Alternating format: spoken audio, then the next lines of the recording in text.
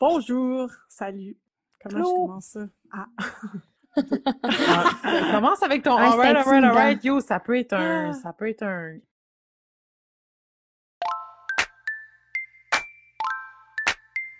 Salut! Vous écoutez Les Sexes Maîtresses, Audrey, Sarah et Valérie, diplômées de la maîtrise en sexologie et féministes du plus profond de notre âme. Que vous soyez calé ou novice en la matière, on vous parle de sujets sexos, de sujets féministes, parsemés d'anecdotes cocasses. De notre salon, on vous invite à nos conversations pour rire, rager et peut-être en apprendre un peu. Bonne écoute! Aujourd'hui, on a décidé de vous parler du terme manspreading. Il y a une nouvelle terminologie féministe qui voit le jour depuis quelques années. De temps en temps, on a décidé qu'on allait démystifier ces nouveaux termes avec vous dans notre podcast. Parce qu'on trouve que nommer des nouveaux concepts qui n'avaient pas encore de nom, ça nous permet de mettre un mot sur un phénomène qu'on a parfois vécu sans être nécessairement capable de le nommer. Donc aujourd'hui, on vous parle, comme je l'ai dit, de manspreading, qui pourrait être défini comme une posture adoptée par certains hommes dans les transports en commun, consistant à s'asseoir en écartant les cuisses et en occupant alors plus que la largeur d'un siège.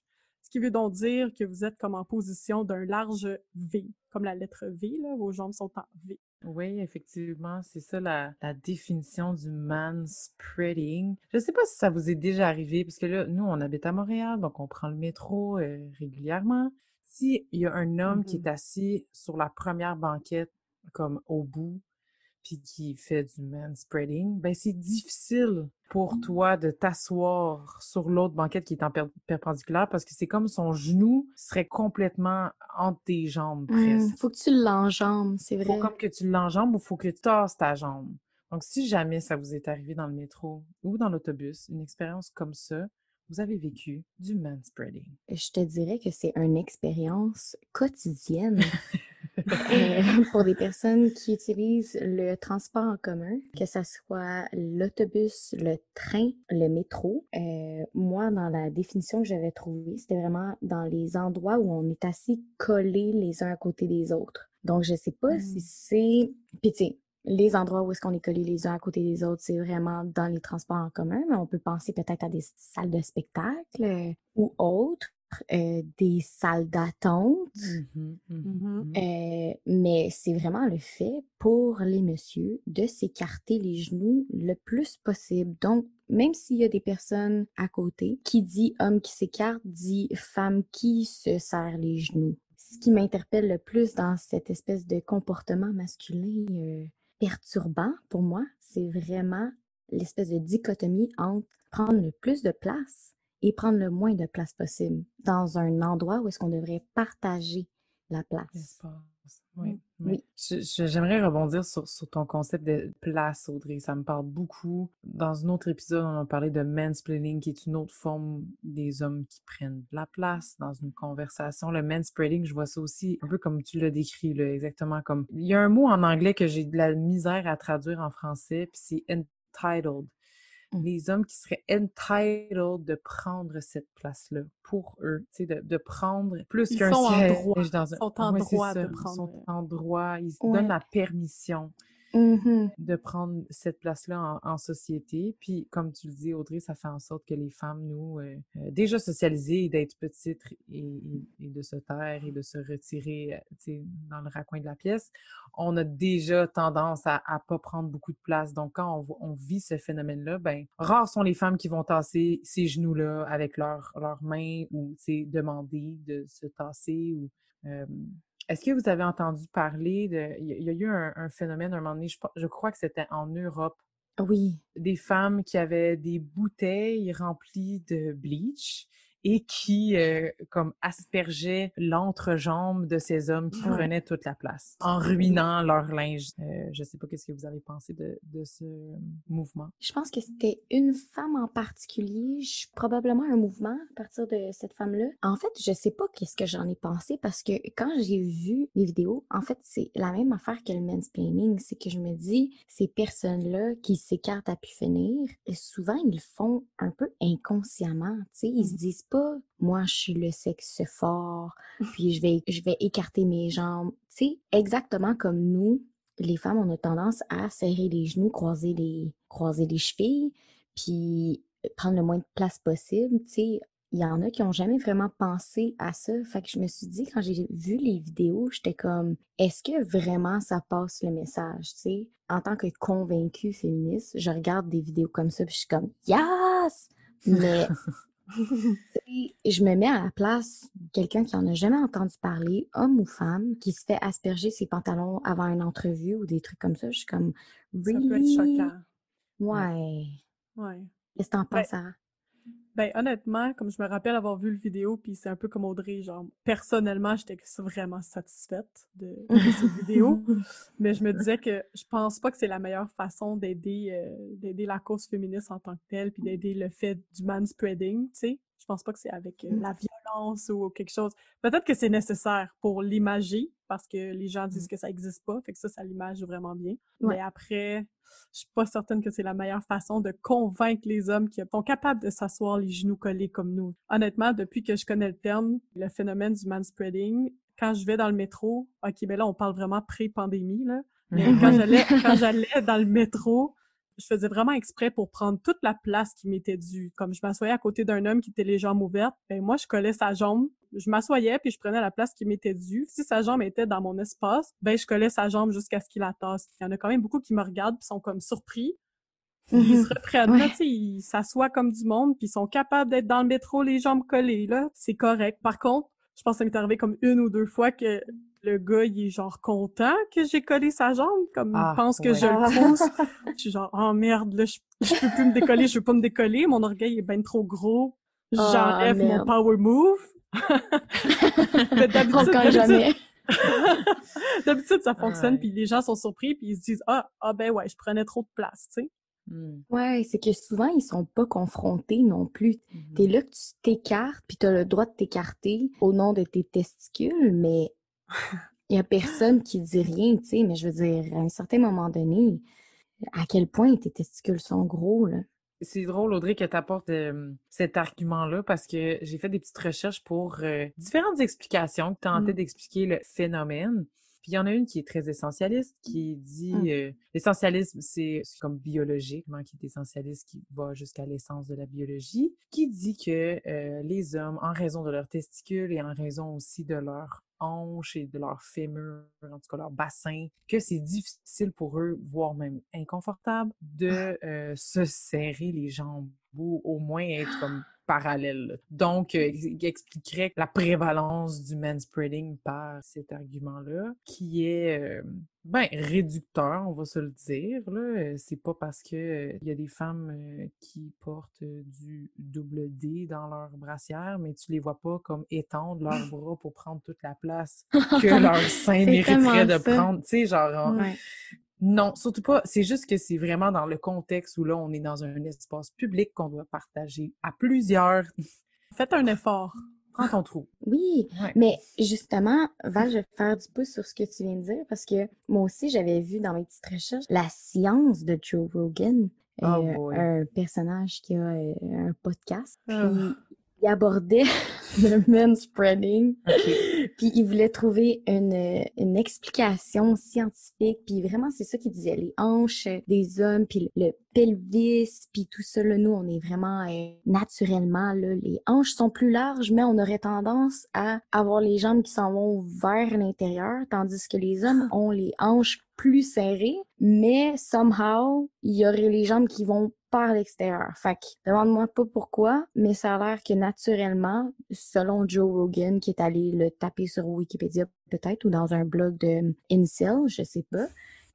Mais après, je me suis vraiment dit, OK, fait que si on parle vraiment de quelque chose de naturel, puis qu'ils peuvent pas compresser leurs cuisses ensemble et leurs testicules. J'ai pensé à tous les exemples aussi des femmes qui ont compressé des parties de leur corps pendant vraiment longtemps par esthétisme ou par confort ou whatever. Puis j'ai pensé au corset, j'ai pensé au soutien-gorge. Les Spanx, c'est quoi déjà?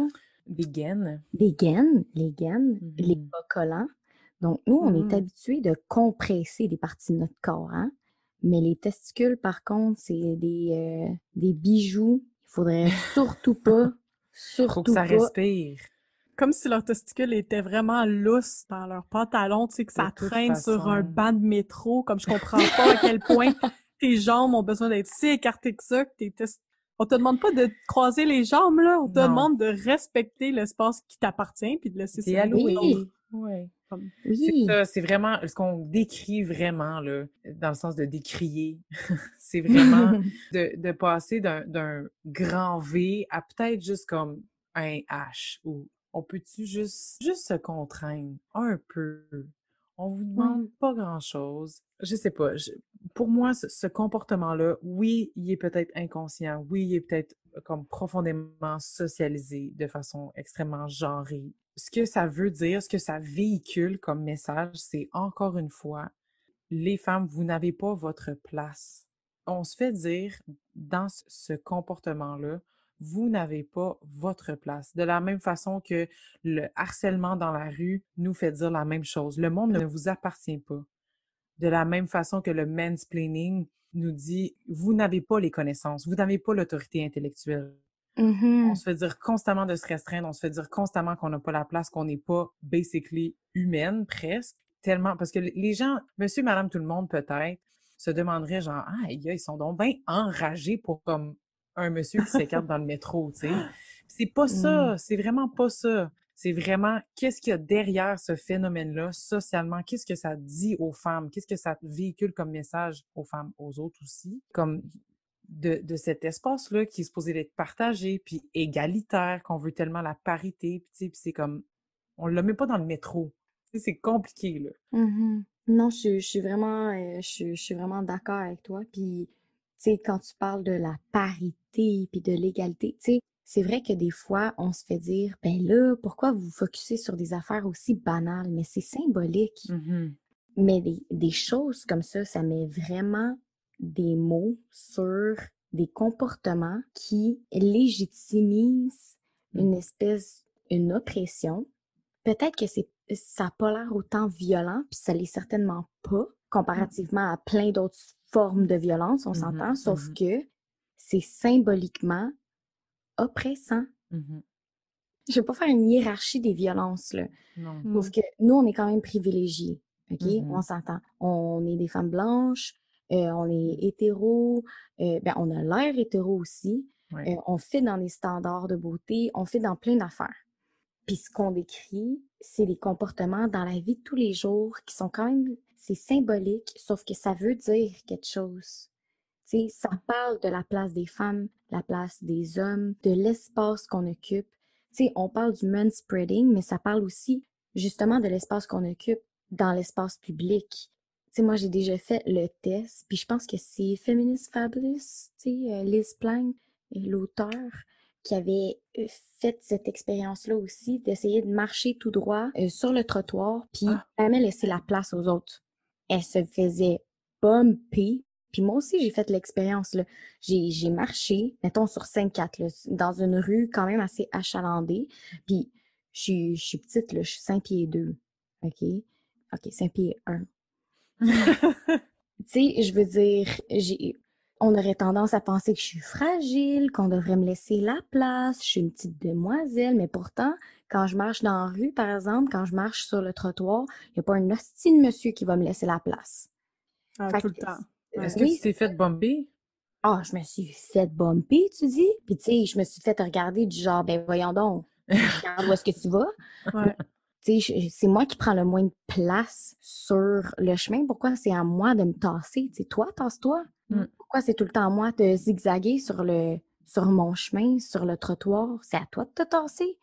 Bref, ça, c'est vraiment juste un exemple. Ouais, c'est vraiment un exercice intéressant, Audrey. Je me souviens que tu m'en avais parlé, mais je me souviens pas que tu m'avais parlé que tu avais essayé aussi de le faire. Ça m'intéresserait de l'essayer, moi aussi. Mais ça serait intéressant que tu le laissais en tant que femme qui est grande. Ouais, c'est ça. Ben, juste pour Mm. les auditeurs qui ne le savent pas, moi, je suis plus comme 5 pieds 10. Fait que, ouais, je prends déjà plus de place, mais ouais, je serais intéressée de voir qu'est-ce que ça ferait. C'est sûr que c'est difficile ces jours-ci d'avoir des trottoirs achalandés, mais bon. Ben, en fait, je m'en allais dire, pour vrai, comme Audrey, moi non plus, je suis pas gentille sur les trottoirs, là, que ce soit homme ou femme. Si vous êtes trois sur un trottoir, ben, laissez-moi de la place, là. C'est à vous de vous mettre en ligne l'un derrière l'autre puis de me laisser un peu de place si on se croise. Ben là, en ce moment, je trouve que c'est d'autant plus difficile à cause de la pandémie. Mhm. Puis je me Hmm. rends compte que j'essaye quand même, OK, je suis bornée, puis je me dis, ben là, il va se tasser, là, genre, il prend tout le trottoir, puis pour vrai, les gars, ils se tassent pas, puis là, je me sens mal parce qu'en pandémie, ben, je veux pas les croiser. C'est On est moi qui supposé se vais laisser marcher dans 2 la rue. mètres. Ouais. Ben oui, c'est ça. Je finis par marcher dans la rue parce que je suis comme, bon, clairement, ils se tassent pas. Ça va être une Ouais. expérience à refaire, Val, dans un autre monde. Post-pandémie, ouais, à suivre. On va vous revenir là-dessus. Ouais. Mais ouais, mais peu importe la grandeur de la personne, tu sais, je pense que c'est encore un autre exemple d'une expérience qui est profondément féminine, tu sais, qui est profondément genrée. Mm. Parce que Ouais, évidemment. en grande partie, ce sont les hommes qui prennent la place. La place avec un grand P. Puis ce sont les femmes qui se, tu sais, restreignent, qui se tassent du trottoir, qui se croisent les jambes ou se tassent les jambes quand ils s'assoient dans le métro. On veut pas que le système bascule, on veut juste qu'il y ait une conscientisation, juste une sensibilisation. Écoute, ça me faisait vraiment. J'ai eu un flash, là, ça m'a fait penser à une conférence là, qu'on avait assistée, je pense. Ben, je pense les trois. OK? On avait assisté à une conférence, ça parlait du sexisme à l'école, tout ce qui entoure le scolaire. Mhm. Puis ça parlait de la place des filles et des garçons dans la cour d'école. Puis déjà, dans la cour d'école, au primaire, les garçons ont tendance à prendre la cour d'école, où est-ce qu'il y a des jeux, où est-ce qu'il y a des terrains de ballons, whatever. Puis les filles, les petites filles, ils sont autour de la cour d'école. Donc, ils sont contre les clôtures, ils sont Mm. contre les murs.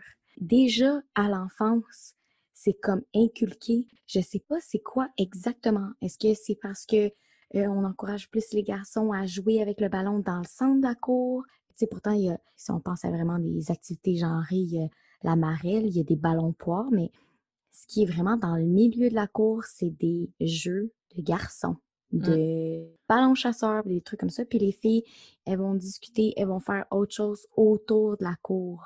Ouais, je Oui, me c'est ça. rappelle de ça, puis en fait, c'est une recherche qui avait vraiment étudié les patterns à la récréation, petite fille versus petit garçon. Puis ils se rendaient compte aussi que les petites filles qui décidaient d'aller jouer, comme au milieu, là, d'être actives plutôt que passives, se faisaient soit dire qu'ils étaient tomboy, puis qu'ils pouvaient jouer, ou ils se faisaient dire, Hmm, ben non, t'es pas bonne, tu vas nous faire perdre. Donc, qu'est-ce qui arrive? Ben, les petites filles retournent sur le côté, puis on s'entend qu'après t'être familier comme ça, ben c'est fini, là. C'est ça que tu restes sur le côté pour le reste du primaire, là. Ça, on va essayer de retrouver cet article-là ou cette recherche-là pour la mettre en lien dans l'émission, justement. Ça pourrait être intéressant. Ouais, c'est Ouais. intéressant. Bref, le mansplaining pourrait venir depuis l'enfance, qui est dans les cours de récré, on s'attend à ce que les hommes soient au centre, puis puissent avoir tout l'espace, tandis qu'on demande aux petites filles d'être sur les côtés, puis de regarder passivement ce qui se Mhm. passe. Mhm. Yes. On en règle des problèmes, nous autres, ce soir? Colin. Bref, pour revenir à Audrey, tu disais que, tu sais, que c'était peut-être pas tant violent, le manspreading, mais peut-être Mhm. c'est quand même oppressant. Puis je pense que si on revient juste au transport en commun, c'est aussi on se sent pas à l'aise là. C'est pas le fun d'être Ouais, assis qui prend beaucoup d'espace. Tu sais, je pense que c'est comme peut-être oui, ok, c'est peut-être pas violent, mais on n'est pas à l'aise puis c'est pas une expérience confortable quand t'es dans les transports en commun. exact. Ouais. Ouais, ça, je pense, Sarah, ça peut résumer aussi comment qu'on se sent dans plusieurs contextes où les hommes ont des comportements typiquement masculins problématiques, là, qu'on Ouais. n'est pas à l'aise. C'est comme si ça leur passe pas par la tête, en fait. Puis je pense que ça aussi, ça parle, tu sais, quand on parle d'enfance, on parle de d'où ça vient, tu sais, comment ça se fait. Puis je pense que c'est une socialisation, tu sais, peut-être que je martèle beaucoup l'argument social, mais l'argument social derrière ça, tu sais, comment ça que les gars, tu sais, ont tellement l'audace de prendre tellement de place, ont tellement la confiance de s'écarter les jambes dans le métro, ont tellement la confiance de nous interrompre, de parler par-dessus nous, de nous expliquer des sujets dans lesquels on est experte, tu sais, d'où c'est que ça vient, ça, cette confiance-là, tu sais? Ben, les hommes sont, depuis leur tendre enfance, sont félicités de prendre la parole, encouragés de prendre la parole, encouragés de s'exprimer sur ce qu'ils pensent. Tu sais, on leur donne souvent raison de ça. Les filles, c'est comme, ben, t'aurais dû, Sois poli. sois poli, attention, on crie pas, tu sais, Sois retiens-toi. gentil. Là, non, il faut être silencieuse. Puis c'est comme constamment, là, croise les jambes. C'est pas ça comment qu'on fait pour une petite fille. Tu portes une jupe, attention. Tu sais, c'est constamment, on est socialisé à justement être dans la marge, à être plus petite, silencieuse. Puis tranquillement, ces comportements-là sont juste intériorisés. Puis là, 25 ans plus tard, tu te retrouves dans le métro à Montréal, puis tu te demandes comment tu es arrivé là. Puis, puis pourquoi un homme aurait tellement l'audace de s'écarter autant dans le métro quand c'est pas nécessaire. Là, on va s'entendre, là, j'aimerais ça mettre peut-être une nuance, là, parce que peut-être que c'est nécessaire, mais on parle pas d'un métro vide, là.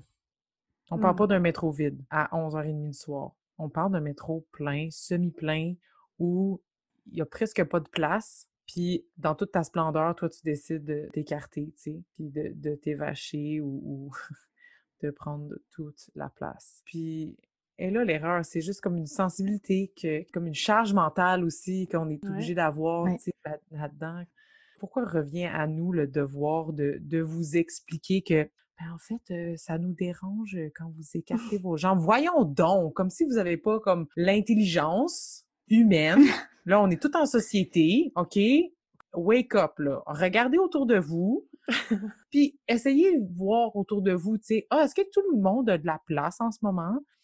Est-ce que je peux m'asseoir ici ou est-ce que c'est juste préférable que je reste debout peut-être? Ou je sais pas. Conscientisez-vous de la place que vous prenez. Ouais, ça a pas mal d'allure ce que tu dis. Ouais. Puis je pense avant tout, là, comme on a dit à l'autre épisode du mansplaining, c'est tellement de l'ignorance, Colin. Tu sais, c'est ça l'affaire aussi, c'est que souvent j'en parle aux hommes dans mon entourage, puis ils sont comme ah, mais c'est la première fois que j'entends parler de ça. Ben oui, toi, première fois que tu entends parler de ça. Fait que toi, ça t'a jamais sonné une cloche que dans le milieu du métro, mais en même temps, je pense que les hommes de mon entourage sont quand même décents, là. Je pense pas qu'ils sont comme dans un gros angle obtus, tu sais. Tu sais, juste cette espèce de pression-là, en tant qu'homme aussi, de s'écarter. Je pense que quand tu prends aussi cette posture-là de est-ce que ça fait gay si je croise les genoux? Est-ce que ça fait gay que là, on est dans un autre registre aussi, mais quand même, il y a quelque chose avec la masculinité qu'il faut que tu Ouais. prouves, Mm. d'écarter tes jambes, tu sais. Mhm, mhm. Fait que ça, il va falloir qu'on en rediscute, là, Ah ouais, il y a de bien des toute choses à cette, déconstruire. ouais, cette espèce le lien avec la masculinité, puis l'espèce Mm. de performance de masculinité dans un environnement public, parce que c'est rare que ça se fait dans le privé, ça, de s'écarter de même. Je veux dire, il n'y a personne qui a autant besoin de s'écarter, là, dans son salon. C'est vraiment dans un endroit public.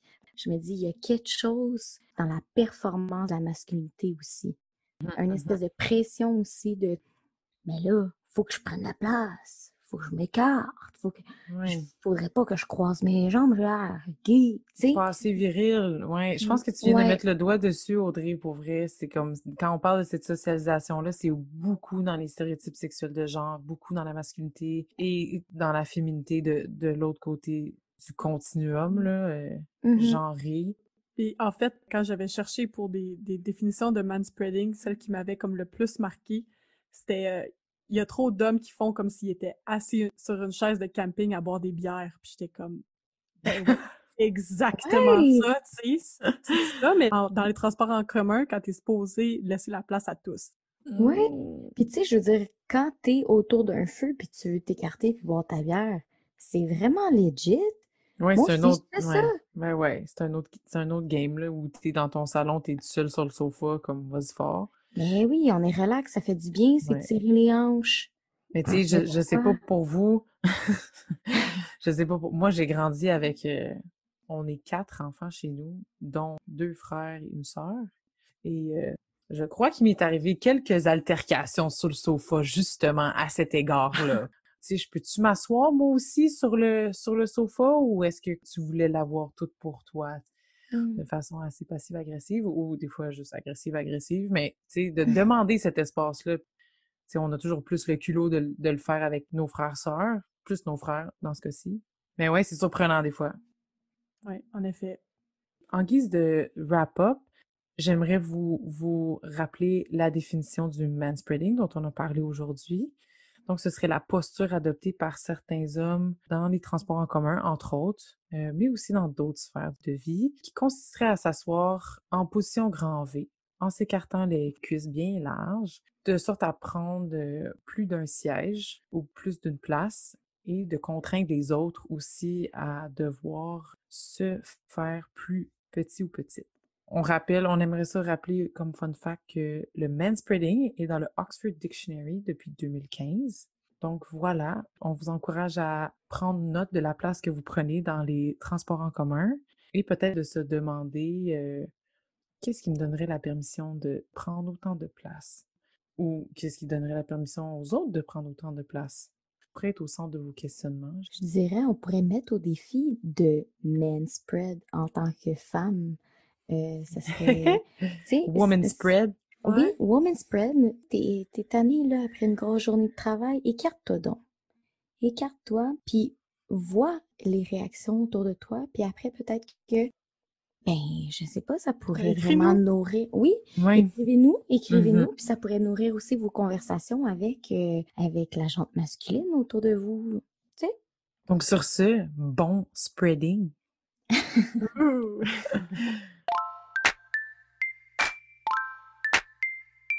Merci d'avoir été avec nous pour cet épisode des Sexes Maîtresses. On espère avoir stimulé vos réflexions et inspiré vos prochaines conversations avec vos proches. Suivez-nous, partagez nos épisodes sur vos réseaux sociaux et surtout, faites-nous plaisir et écrivez-nous vos questions, vos impressions et vos suggestions. Les Sexes Maîtresses vous souhaitent une bonne semaine. Bisous, bye!